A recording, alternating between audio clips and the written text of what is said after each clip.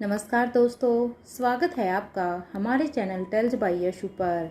यहाँ पर आपको मिलेंगी अनोखी और रोचक कहानियाँ। अगर आपको हमारी कहानियाँ पसंद आती हैं तो कृपया करके हमारी वीडियो को लाइक करें, इसको अपने दोस्तों के साथ शेयर करें और अगर आप इस चैनल पर नए हैं तो कृपया करके सब्सक्राइब करें। आपका हमारे चैनल पर विजिट करने के लिए बहुत बहुत धन्यवाद। चलिए आज की कहानी का सफ़र शुरू करते हैं। पिछले एपिसोड में हमने सुना था कि अनिका अब यहाँ पर रोहित के क्वार्टर में आ जाती है, जो रोहित को कॉलेज में ही अलॉट हुआ था। अनिका जब वहां पर आती है तभी वहां पर अनिका को रोहित के कमरे से दरवाजे से बाहर किसी की परछाई दिखाई देती है। जब अनिका एकदम से दरवाजा खोलकर देखती है तो उसके बाहर वहां पर उसकी सौतेली माँ मनीषा गुलेरिया खड़ी थी। अनिका, क्योंकि अनिका तो मनीषा गुलेरिया को अच्छी तरह से जानती थी, लेकिन अनिका के चेहरे पर एक सिलिकॉन मास्क होने की वजह से शायद मनीषा गुलेरिया उसे अच्छे नहीं जानती थी। मनीषा गुलेरिया सिर्फ यही सोच रही थी कि उसके पास यही एक अच्छा मौका है, जब वो रोहित की इस लड़की के साथ पिक्चर ले ले और उसे अनिका को सेंड कर दे तो उनकी हंसती खेलती जिंदगी में एक बवाल आ जाएगा और जिससे मनीषा का भी बदला पूरा हो जाएगा, क्योंकि वो रोहित और अनिका दोनों को ही एक दूसरे से अलग कर देंगी। अनिका जब उससे पूछती है कि आप यहाँ पर क्या कर रही हो, तभी मनीषा गुलेरिया कहती है कि मैं गलत एड्रेस पर आ गई हूँ, लेकिन क्योंकि यहाँ पर मनीषा गुलेरिया रोहित और अनिका दोनों का ही फोटो एक साथ लेना चाहती थी, इसलिए उसे अब मौका नहीं मिल रहा था। हालांकि अनिका ने दरवाजा खोल दिया था तो उसके पास एक अच्छा चांस था, लेकिन अनिका के सामने अब वो उन दोनों की फोटो आखिर कैसे लेती। तभी मनीषा गुलेरिया यहाँ पर एक बहाना बनाते हुए अनिका को कहती है कि मुझे प्यास लगी है, क्या मुझे एक गिलास पानी दे सकती हो। ये सुनते ही अब अनिका कहती है जी जरूर, आप रुकिए, और ये कहकर अब अनिका किचन में पानी लेने के लिए चली जाती है। अब तक मनीषा गुलेरिया भी वहां पर उस क्वार्टर के अंदर आ जाती है और अपने फोन में वीडियो रिकॉर्डिंग कर देती है, क्योंकि जब अनिका वापस मुड़ के वहां पर गई थी तो तभी उसने अपने फोन का कैमरा ऑन करके और फोन को अनिका की ही साइड कर लिया था। तभी रोहित ने मनीषा के ही सामने उसको उसकी हरकत को नोटिस कर लिया था, क्योंकि रोहित भी वही कमरे में ही मौजूद था और रोहित खुद इतना शातिर था कि उसे मनीषा के मंसूबों का अच्छी तरह से पता चल गया था। और भले ही और रोहित उसको अच्छे से जानता था कि मनीषा गुलेरिया किस मिट्टी से बनी हुई है, इसलिए अब तक अनिका भी पानी लेकर आ जाती है। अब मनीषा को पानी देकर अब अनिका रोहित के पास जाकर खड़ी हो जाती है और रोहित का हाथ पकड़ लेती है। अनिका जानती है कि आखिर किस तरह से रोहित ने मनीषा को लेकर अपना गुस्सा कंट्रोल किया हुआ था, क्योंकि भले ही अनिका ने यहाँ पर मनीषा को पानी दे दिया था, लेकिन अनिका भी अच्छी तरह से जानती थी कि मनीषा वहां पर क्या कर रही है और रोहित भी इस बात को अच्छी तरह से जानता था। इसलिए अब अनिका रोहित के हाथ पर अपना हाथ इसलिए रखती है ताकि अभी थोड़ी देर के लिए अपने गुस्से को कंट्रोल करो। मनीषा गुलेरिया ने अब तक रोहित और अनिका की वीडियो रिकॉर्डिंग कर ली थी और अब वो वहां पर पानी का गिलास अनिका को देकर जाने लगती है कि तभी रोहित अनिका से आंखों ही आंखों में इशारा करता है। रोहित को इस इशारे को अनिका भी अच्छे से समझ जाती है। अनिका समझ जाती है और अब वो पानी का गिलास रोहित को पकड़ा देती है और फिर अपने पैर को एकदम से मनीषा गुलेरिया के आगे लगा देती है, जिससे मनीषा गुलेरिया जैसे ही चलने को हुई तो वो अनिका के पैर से टकराकर सीधे वहीं पर मुंह के बल गिर जाती है और उसका फोन वहीं पर ही डोर के पास जाकर गिर जाता है। जैसे ही मनीषा का फोन वहां पर डोर के पास गिरा तभी रोहित झट से अब एकदम से उस पानी के गिलास को उठाता है और अब वो मनीषा गुलेरिया के फोन पर उस सारे के सारे ही पानी को डाल देता है। रोहित के पानी डालने के बाद अब अनिका और रोहित दोनों ही अब मनीषा गुलेरिया से माफी मांगने लगे, क्योंकि उन दोनों ने इतने अजीब तरीके से उसे किया था कि ताकि मनीषा गुलेरिया को भी उन पर शक नहीं हो कि इन लोगों ने ये जानबूझकर किया है। अब वो माफी मांगते हुए कहते हैं जी हमें माफ कीजिएगा, गलती से ये सब हो गया, हमें नहीं पता था कि आप ऐसे गिर जाएंगे, सॉरी, गलती से मेरा पैर आपके पैर से लग गया और आप गिर गई। तभी रोहित भी अपनी तरफ से सॉरी मांगते हुए बोलता है कि मैं तो बस ये पानी का गिलास उधर लेके जा रहा था, लेकिन पता नहीं कैसे ये पानी आपके फोन पर गिर गया, इसलिए प्लीज आप हमें माफ कर दीजिए। रोहित और अनिका दोनों ही मनीषा के सामने ऐसे शो करते हैं कि जैसे कि उन्होंने ये सब जानबूझकर नहीं किया हो, ताकि मनीषा गुलेरिया को उसके ऊपर किसी भी तरह का कोई भी शक न हो। अब मनीषा रानी भी अब जल्दी से अब उठती है, क्योंकि मनीषा रानी ने भी अब उन दोनों को कुछ भी नहीं कहा, क्योंकि मनीषा रानी को भी शायद कुछ पल के लिए तो लगा कि ये लोग सही कह रही है, लेकिन वो यहाँ पर रोहित मारवा के क्वार्टर में आई हुई थी, इसलिए मनीषा रानी यहाँ पर चुप रहना ही ठीक समझती है, क्योंकि वो भी रोहित मारवा की पावर को अच्छी तरह से जानती थी और अब वो अपने फोन को वहां से उठाकर अब वो वहां से जल्द निकल जाती है। यहाँ अपने रूम में खड़े रोहित और अनिका अब एक दूसरे को मुस्कान देने लगते हैं। वो क्योंकि अब दोनों ही अपने प्लान में सक्सेस हो गए थे, क्योंकि वो बिल्कुल भी नहीं चाहते थे कि मनीषा उनके साथ जो चालाकी खेल रही है वो उस चालाकी में पूरी तरह से सक्सेस हो। इसलिए अब क्योंकि उन्होंने मनीषा का प्लान को फेल कर दिया था, इसलिए अब वो एक दूसरे को देखकर मुस्कुराते हैं। रोहित अब अनिका से कहता है कि अब हमें भी यहाँ से चलना चाहिए। थोड़ी ही देर पहले रोहित अब अपने क्वार्टर से निकल गया और कॉलेज की तरफ जाने लगता है। कुछ ही देर बाद अब अनिका भी रोहित के क्वार्टर से निकलकर कॉलेज में आ गई थी, क्योंकि अनिका और रोहित दोनों ही एक साथ क्वार्टर से नहीं निकलते हैं। रोहित पहले क्वार्टर से पहले निकलता है ताकि किसी को भी अब दोबारा उन दोनों को ऐसे एक साथ देखकर शक ना हो। और उसके कुछ देर बाद ही अनिका वहां से निकलती है। अनिका यहाँ अपने चेहरे पर अपनी उधर दूसरी तरफ मनीषा गुलेरिया अपने चेहरे पर अपनी हार की उदासी लेकर अब मनीषा गुलेरिया अब न्यूरोलॉजी डिपार्टमेंट में आ जाती है, क्योंकि उसका बना बनाया पूरा का पूरा प्लान फेल हो गया था, क्योंकि उसने तो ऑलमोस्ट अपनी पूरी वीडियो को रिकॉर्ड भी कर लिया था, जहां उसका इंतजार उसकी बेटी कामिनी कर रही थी। कामिनी किसी गहरी सोच में थी तो उसके कंधे पर मनीषा गुलेरिया ने अपना हाथ रखा। जब कामिनी ने पीछे मुड़कर देखा तो उसकी माँ बड़े ही उदास मन से उसे ही देख रही थी। कामिनी अब अपनी माँ से कहती है कि क्या काम हो गया जो आपने मुझे इतनी जल्दी यहाँ पर बुलाया है। अब मनीषा गुलेरिया अपने अपना सिर ना में हिला देती है, क्योंकि जिस काम के लिए उसने यहाँ पर अपनी बेटी को बुलाया था वो काम तो अधूरा ही रह गया था। अब अपनी माँ का ये जवाब सुनकर तो कामिनी अपनी माँ से कहती है, मतलब रोहित मारवा और उसकी नई गर्लफ्रेंड के साथ तुमने कोई फोटो नहीं मिली? लेकिन तुम तो उधर ही गई हुई थी ना, तुमने तो मुझे खुद बताया था। इस बात पर मनीषा गुलेरिया जवाब देती है कि मैंने ऑलमोस्ट वीडियो की रिकॉर्डिंग कर ही ली थी, पर मेरे फोन पर पानी गिर गया है। मैंने कई बार कोशिश की खोलने की, पर ये नहीं खुल रहा है, क्योंकि ये एक जोरदार मेरे हाथ से छूटकर गिर भी गया था और ऊपर से उसके ऊपर पानी गिर गया। अगर मैं अपना फोन रिपेयरिंग के लिए भी दूंगी तो भी पूरा डाटा खत्म हो जाएगा, क्योंकि मैं उस वीडियो को पूरी तरह से सेव नहीं कर पाई थी। अपनी माँ की ये बात सुनकर कामिनी कहती है, तुम किसी काम की नहीं हो मम्मी, तुमसे एक काम भी ठीक से नहीं हो सकता। क्या आज तक का है कोई भी काम जो आपने ठीक से किया हो? एक तो मैं वैसे ही परेशान हूँ कि मैं सर जी का दिया हुआ काम कैसे पूरा करूं। फिर अपनी माँ को एक साइड ले जाकर अब वो अपनी माँ को एक साइड करके अब वो वहां से गुस्से से अपना पैर पटकते हुए चली जाती है। जाते हुए मनीषा अब जाते हुए कामिनी फिर से रुकती है और कहती है कि तुम जानती हो ना, अगर हमने उनका काम दिया हुआ नहीं किया तो वो तुम्हें और मुझे, हम दोनों को ही बच्चे पैदा करने की मशीन बना देंगे। कामिनी अपनी माँ से कहती है कि मैंने कभी सोचा भी नहीं था कि मैं जिस चीज का टोन अनिका को देती थी कि उसे नहीं पता कि उसके बच्चों का बाप कौन है। ये अनिका को भी नहीं पता, लेकिन देखो आज उसे तो पता है कि उसके बच्चों का बाप कौन है, और वो उसके साथ हंसी खुशी से रह भी रही है, और वही इंसान उसका पति भी है। लेकिन ना मुझे पता है कि मैंने जिन बच्चों को जन्म दिया उनका बाप कौन है, और ना ही तुम्हें पता है।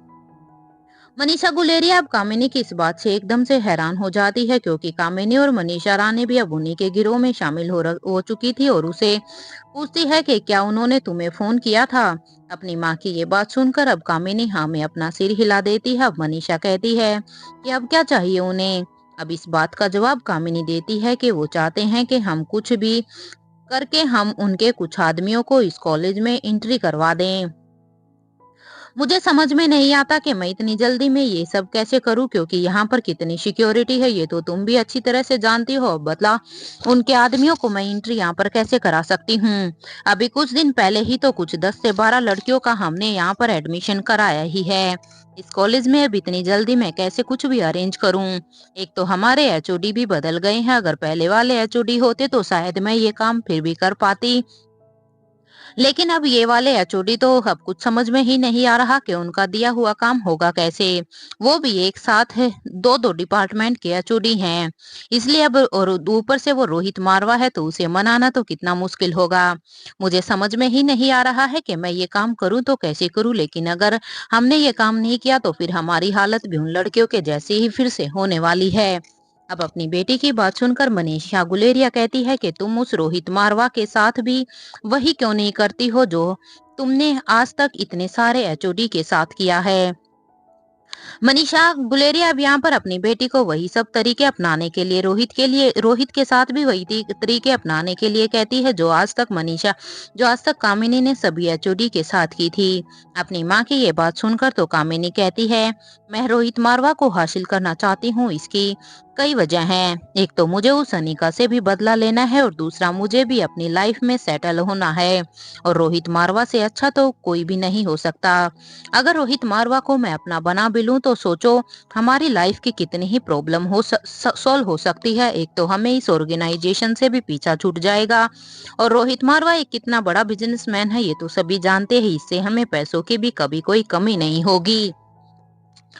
कामिनी की ये बात सुनकर अब मनीषा गुलेरिया भी कहती है कि तुम तो उसे अपना बना ही लोगे। अरे जब वो उस अनिका को जब वो उस अनिका से प्यार कर सकता है तो तुम्हें क्यों नहीं। लेकिन हाँ, अभी तो हमें उस बॉटनी डिपार्टमेंट की नई प्रोफेसर की जरूरत है ताकि हम अनिका को रोहित मारवा की जिंदगी से हमेशा के लिए निकाल सकें। अपनी माँ की कही हुई इस बात का अब कामिनी जवाब देते हुए कहती है कि तुम टेंशन मत लो माँ, इस नई प्रोफेसर का वैसे भी क्या नाम है उसका। मनीषा गुलेरिया अब जवाब देती है कि उसका नाम आर्यमूर्ति है।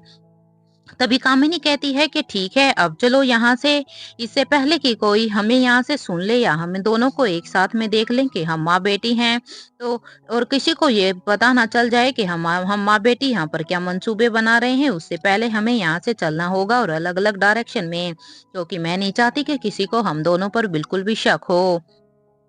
जहां एक तरफ कामिनी और मनीषा गुलेरिया यही सोच रही थी कि अब तक उन दोनों को किसी ने नहीं देखा है, लेकिन उन दोनों को तो ये भी पता नहीं था कि उनके पास के बने गार्डन में लगे हुए पौधे में पानी दे रहे छठी इंद्री ने उन दोनों की ही सारी बातों को सुन लिया था और वो अब तक शौक था कि ये दोनों ही औरतें इतना गंदा प्लान भी बना सकती है, और वही सोच रहा था कि वो भी इस इंफॉर्मेशन को रोहित और अनिका तक कैसे पहुंचाए, क्योंकि ये इंफॉर्मेशन इतनी जरूरी थी कि वो अब जल्द से जल्द इस इंफॉर्मेशन को रोहित और अनिका तक पहुंचाना चाहता था। तो वहीं दूसरी तरफ न्यूरोलॉजी डिपार्टमेंट में बने स्टाफ रूम में कामिनी अपना फोन निकालकर अनिका गुलेरिया का नंबर अपने फोन से निकाल रही थी। यही सोचती है कि क्या अनिका गुलेरिया अभी भी यही नंबर यूज कर रही होगी या नहीं, क्योंकि काफी साल बीत चुके थे। इतने सालों के बाद कभी भी मनीषा गुलेरिया को गनिका के पास कॉल करने की जरूरत ही नहीं हुई, इसलिए वो अपने फोन को चेक करते हुए यही सोचती है कि क्या अभी भी अनिका के पास उसका पुराना नंबर होगा या उसने चेंज कर लिया होगा। अब मनीषा गुलेरिया एक चांस लेते हुए एक लंबा सा मैसेज टाइप करती है और वो लिखती है कि हेलो अनिका गुलेरिया, वैसे तो तुम मेरी बहन हो भी और नहीं भी, क्योंकि ना तो हम दोनों की माँ एक है और ना ही हमारे पिता, लेकिन इतने साल तक तो हम दोनों बहनों की ही तरह रहे हैं। मुझे यकीन है कि तुम मुझे भूली तो नहीं होगी। वैसे मानना पड़ेगा, क्या किस्मत पाई है तुमने अनिका। वैसे तो तुम मुझे अपनी दुश्मन समझती हो, पर मैं आज तुम्हारी एक वेल विशर बनकर मैं तुम्हें एक खास इंफॉर्मेशन दे रही हूँ, क्योंकि ये इंफॉर्मेशन तुम्हारे लिए बहुत ही जरूरी है। हालांकि तुम्हारी बहन ना होते हुए भी, लेकिन तुम यही समझ लो कि मैं तुम्हारा भला चाहती हूँ, इसलिए मैं तुम्हें ये सब बता रही हूँ। क्या मैं जान सकती हूँ कि तुम्हारी शादीशुदा जिंदगी कैसी चल रही है। वैसे मैं तुम्हारी इंफॉर्मेशन के लिए बता दूं कि तुम्हारा पति मिस्टर रोहित मारवा मेरी आंखों के सामने है, और वो भी किसी पराई लड़की के साथ। एक बात तो मैं जान चुकी हूँ कि तुम्हारी किस्मत कितनी भी अच्छी क्यों ना हो, पर अच्छी चीजों को तुम अपने पास ज्यादा वक्त तक संभाल कर ही नहीं रख पाती हो। अब तुम ही देख लो कि तुम्हारा पति मिस्टर मारवा यहाँ आ गए हैं मेरे पास। अब मैं उनके किसी भी कंडीशन में तुम्हारे पास उसे नहीं जाने दूंगी। अगर मेरी बात पर विश्वास ना हो तो खुद यहाँ आकर देख लो पेरिस कॉलेज के मैनेजमेंट में। ये लिखते हुए ही कामिनी इस मैसेज को अनिका को सेंड कर देती है और अब उसके चेहरे पर एक खतरनाक सी समाइल आ जाती है। तो वही छठी इंद्री ये सोच रहा था कि वो इन्फॉर्मेशन जो उसे अभी मिली थी कि वो रोहित के पास कैसे पहुंचाए, कि तभी वो कैंटीन में काम कर रहे भूमिका को कैंटीन में देखता है। यहाँ कैंटीन में भूमिका की नजर जब उन्हीं लड़कियों के ग्रुप पर थी। अब भूमिका उन्हीं उनकी बातों को समझने की कोशिश कर रही थी, क्योंकि ये वो लड़कियां थी जिन्हें उस ऑर्गेनाइजेशन ने कामिनी के द्वारा कुछ दिन पहले उन्हें यहाँ पर भेजा था। क्योंकि वो लड़कियां एक दूसरे से कोड लैंग्वेज में बात कर रही थी ताकि कोई भी उनकी बातों को आसानी से समझ ना सके।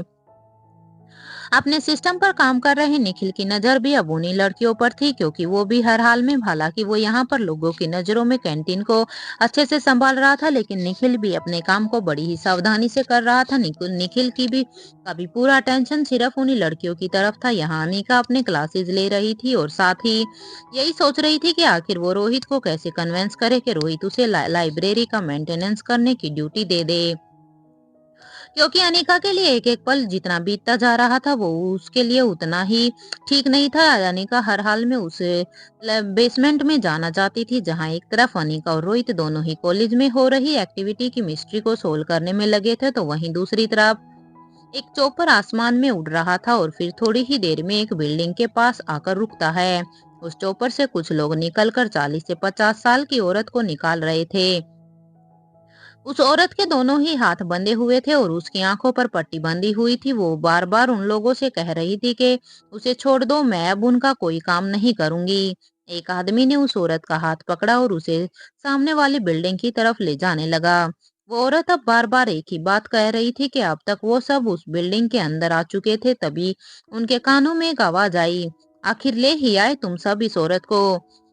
इससे अंदर सामने वाले रूम में लेकर जाओ, मैं थोड़ी ही देर में वहां पर आता हूँ।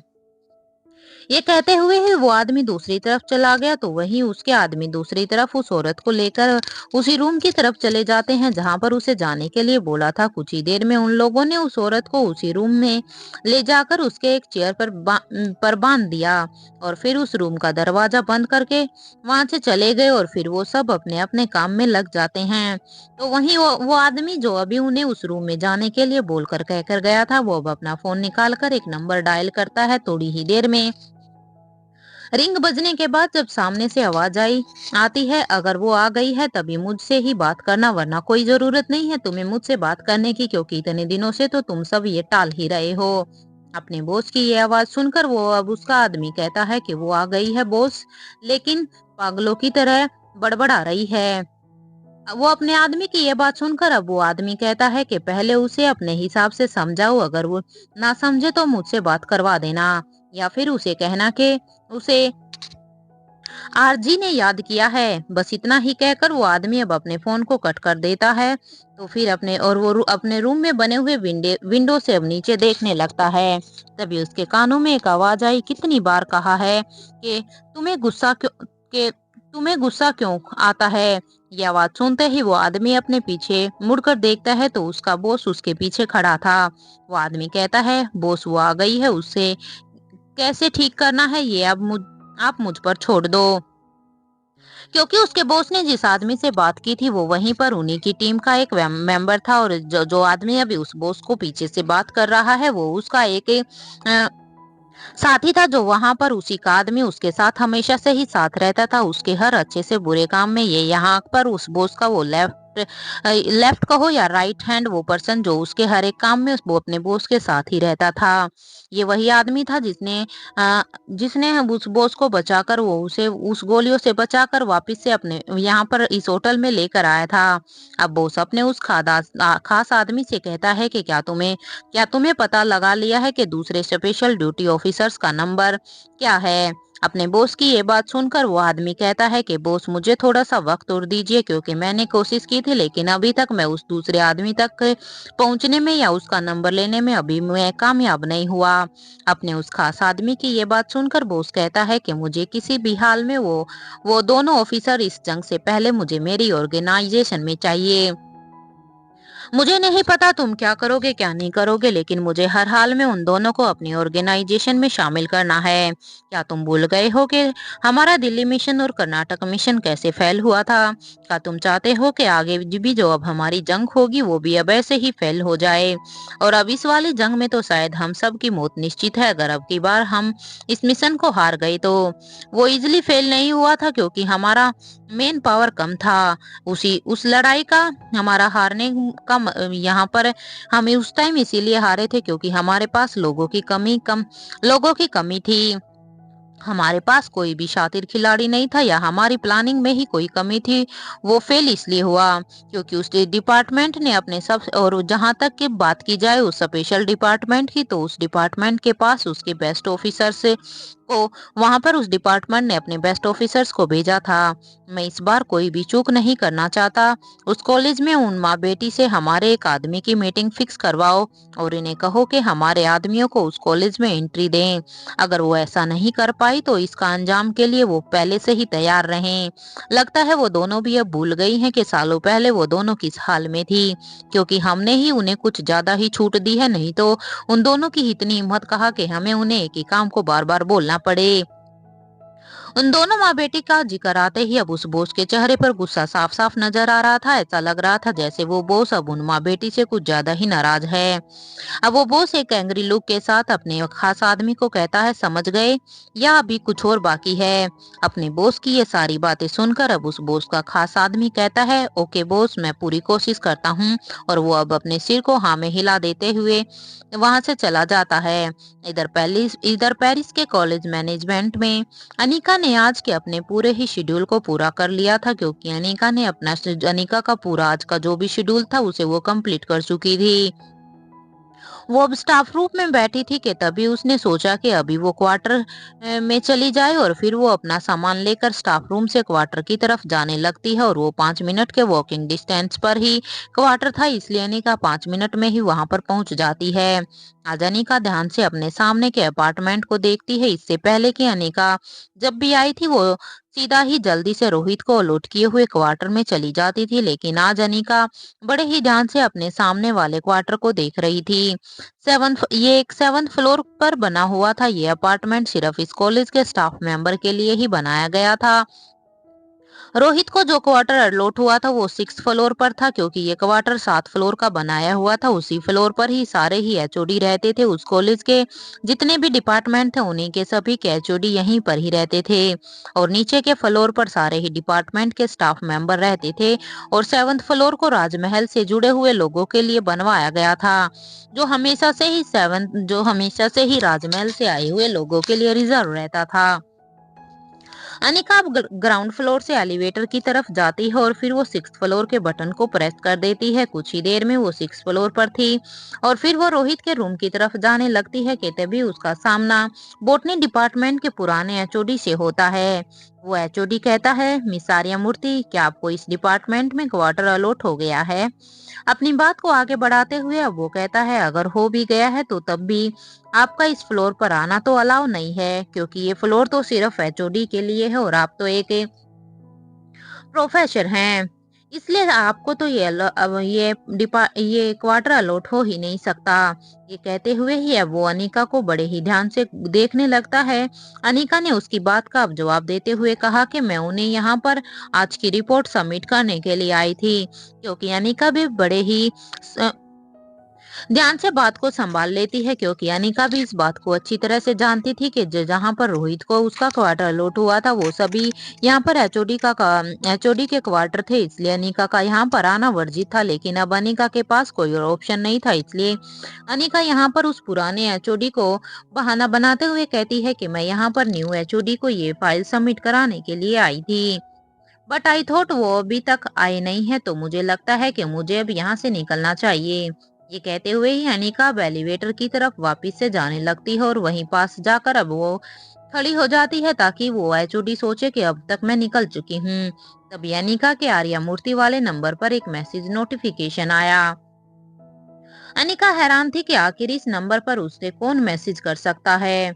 जब अनिका ने फोन निकाल कर देखा तो उसके नए एचओडी यानी कि रोहित का मैसेज था, जिसमें लिखा था कि miss Arya Murthy, we are happy to inform you this college allot you staff quarter 2nd floor, room number 210। ये मैसेज देखकर अनिका समझ गई थी कि रोहित ने यहाँ पर अपनी पावर का यूज किया है, क्योंकि रोहित ने यहाँ पर अपनी पावर का यूज करते हुए अनिका को भी इसी क्वार्टर में यहाँ पर फ्लोर नंबर 2nd पर उसे एक क्वार्टर अलॉट करवा दिया है। क्योंकि अब तक अनिका भी यहाँ पर रूल और रेगुलेशन को जानती थी कि अगर उसे इस अपार्टमेंट में क्वार्टर लेना है तो उसे इस कॉलेज को एटलीस्ट 1 मंथ सर्विस प्रोवाइड करानी होगी। और अनिका को आए हुए तो जस्ट यहाँ पर 2 या 3 दिन ही हुए थे, लेकिन आज तो और इतनी जल्दी ही अनिका को यहाँ पर उसका क्वार्टर मिल गया था। अपनी सोच से बाहर आते हुए जैसे ही अब अनिका ने देखा कि कॉरिडोर खाली हो गया है, वो पुराना एचओडी वहां से चला गया है और अब कोई भी वहां पर नहीं है, तब अनिका जल्दी से रोहित के क्वार्टर के सामने गई और जल्दी से की से उसे खोला। और वो जिससे पहले कि कोई अनिका को आकर फिर से देख ले या फिर से टोक दे, इसलिए अनिका अब जल्दी से उसके क्वार्टर के अंदर चली जाती है। अंदर जाते ही अनिका ने सबसे पहले शावर लिया और थोड़ी ही देर में अब वो अपने अब रूम में जाती है और फिर वो स्टैंडिंग गैलरी में खड़ी और फिर वो वहां पर बनी हुई गैलरी में जाकर खड़ी हो जाती है और वहां पर रोहित का वेट करती है। अनिका किसी भी कंडीशन में रोहित के रूम से शिफ्ट नहीं होना चाहती थी, क्योंकि यहाँ से उसे बॉटनी डिपार्टमेंट के बेसमेंट में नजर रखने में आसानी होती थी, क्योंकि जहां पर रोहित का क्वार्टर था वहां से वो सीधा ही बॉटनी डिपार्टमेंट के ऊपर नजर रख सकती थी। तभी अनिका अपने फोन में टाइम देखती है कि आखिर अब तक रोहित यहाँ पर अपने क्वार्टर में क्यों नहीं आया है, क्योंकि अनिका काफी देर से यहाँ पर रोहित के ही आने का वेट कर रही थी। लेकिन जैसे ही उसकी नजर सामने से आ रहे रोहित पर पड़ती है तो वो तुरंत ही जल्दी से जाकर अब किचन में चाय बनाने लगती है, क्योंकि अनिका चाहती थी कि यहाँ पर वो दोनों ही मिलकर चाय पिए। यहाँ पर उन दोनों को कोई भी सर्वेंट अलॉट नहीं हुआ था, इसलिए अनिका को अब सारे काम खुद ही करने थे। और फिर अब वो इधर उधर खाने के लिए कुछ ढूंढने लगती है, तो उसे एक बिस्किट से भरा हुआ जार दिखाई देता है। तो उसने एक प्लेट में बिस्किट को निकाला और तभी उसे एहसास हुआ कि किसी ने उसके रूम का दरवाजा खोला है।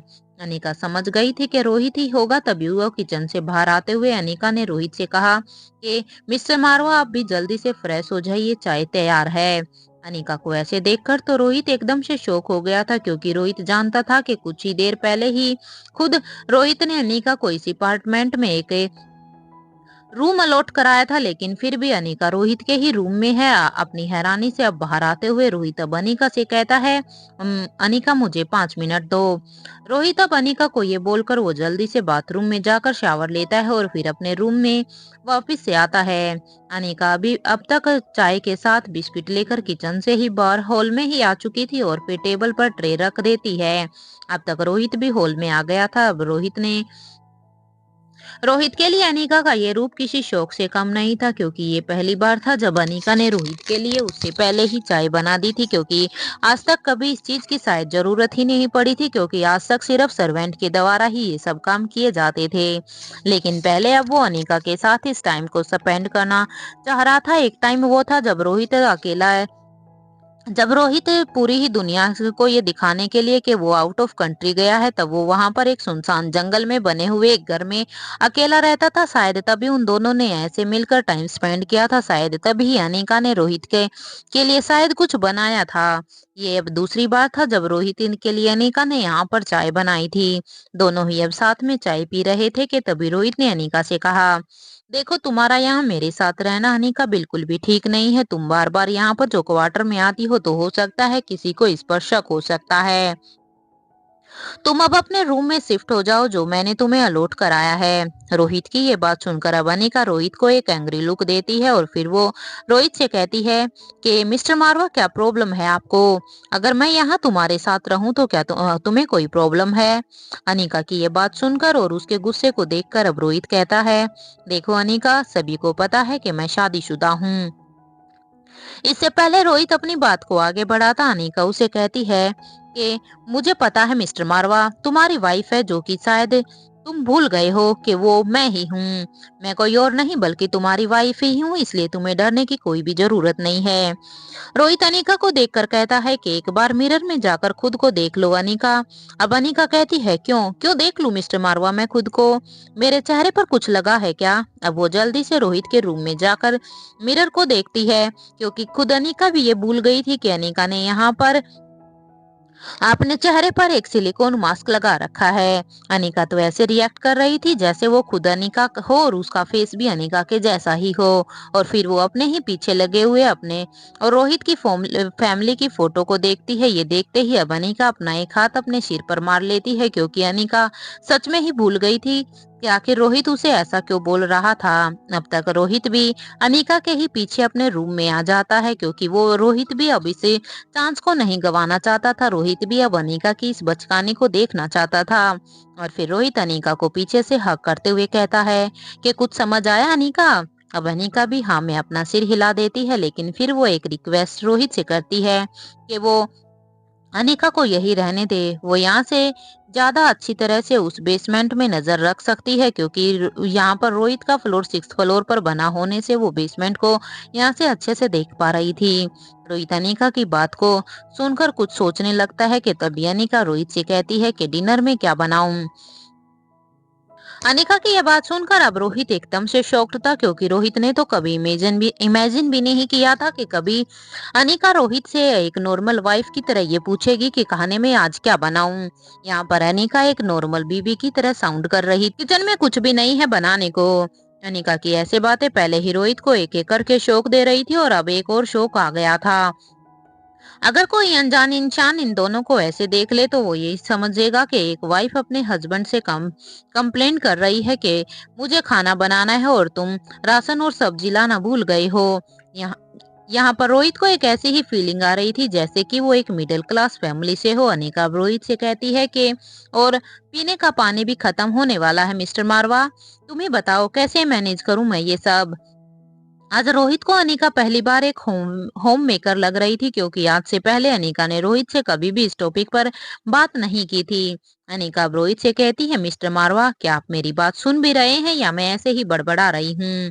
अनिका की आवाज से रोहित अब अपने ख्यालों से बाहर आते हुए कहता है थोड़ी देर रुक जाओ अनिका, सारी चीजें ही कुछ ही देर में आ जाएंगी। ये कहते हुए ही अब रोहित अब अपना लैपटॉप निकालता है और फिर अपने काम में लग जाता है। तो वहीं अनिका भी बाहर गैलरी में जाकर खड़ी हो जाती है, और फिर वो उस बेसमेंट में अपनी नजर रखती है। तभी दरवाजे पर डोरबेल बजती है। जैसे ही अनिका डोर की आवाज को सुनती है तो लेकिन अनिका जानती थी कि उसका इस तरह से दरवाजे को खोलना सही नहीं होगा, क्योंकि दरवाजे पर कोई भी हो सकता था। इसलिए अनिका वहीं पर ही बालकनी में खड़ी रहती है, और अब तक रोहित हॉल में आ जाता है और फिर यहाँ पर रोहित ही दरवाजे को खोलता है। तो रोहित देखता है कि सामने चिराग और अब्दुल आए हुए थे। अब्दुल ने पानी का 20 लीटर का कैन लिया हुआ था, तो वहीं चिराग राशन और सब्जियां लेकर आया हुआ था। रोहित अब दोनों को ही अंदर आने के लिए कहता है। अब दोनों ही रोहित के किचन में जाकर सारे सामान को रख देते हैं।